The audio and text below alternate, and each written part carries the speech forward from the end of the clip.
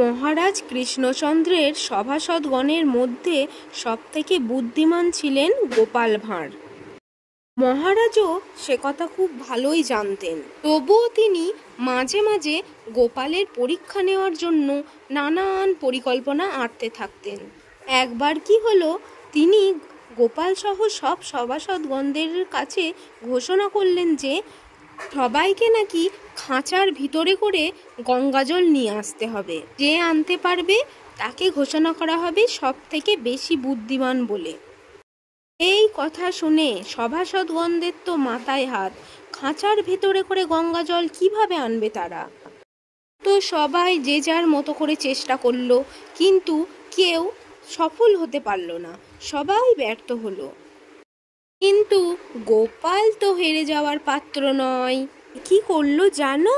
সে গঙ্গাজলকে জমিয়ে বরফ করে খাঁচার ভিতরে পুরে এনে রাজসভাতে হাজির করলো।